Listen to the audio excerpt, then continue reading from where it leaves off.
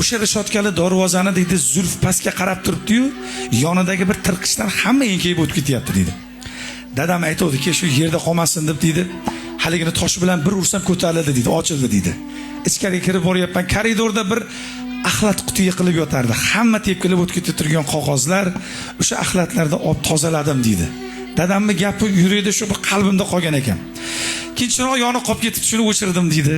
Ichkariga kirib boryapman deydi. Past domlaning ovozi eshitilib turardi.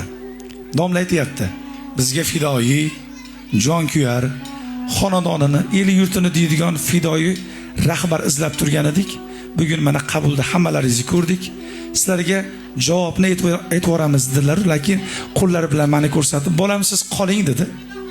Men lekin hali birorta savolga javob bermadim. Shunchaki domla meni qolishimni xohladi. Hamma chiqib ketdi, endi so'ksalar kerak deb oldilariga borib diplomni olib olganman dedi. "Qayerdan bo'lasiz o'g'lim?" dedi. "Men palon qishlardan palonchini o'g'liman." "Ha. Endi o'g'lim, men birinchi gapim otangizga rahmat demoqchiman." Dedi. Men jim bo'lib qoldim deydi. Hali savol javob yo diploming qaytdiki deb so'ramadi. "Ustoz, uzr, men hali bir savolingizga javob bermabman.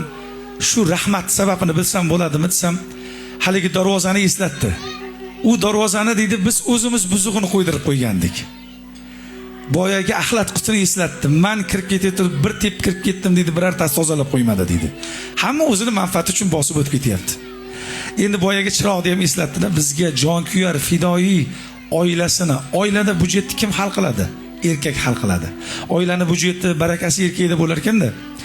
Biz hammasini sizda ko'rdik. Mana shu yerga rahbar izlagandik, siz rahbar qilib sayladik.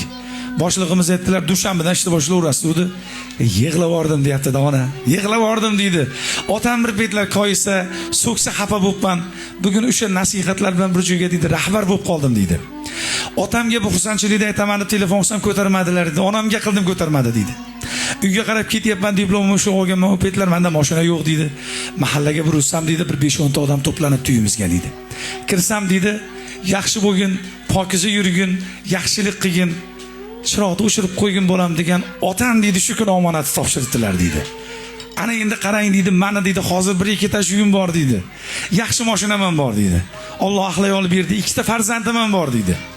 Lekin nasihat go'yim yo'qotib qo'ydim deyapti-da, qarang. Otam yashab turgan manzilda boshida qabriston bor. Har kuni o'tib ketaman ishimga shu yerdan. 1 minut vaqtim ketadi, to'xtab, ota, hammasi shu rahmat. Men notavoni shunda bilmagan ekanman. Qarang, o'tib ketganingizdan keyin sizning gaplaringiz meni boqyapti, ota. Hammasi soyingizda bo'lgan ekan. Sizga rahmat deb ayta olmadim, dedi.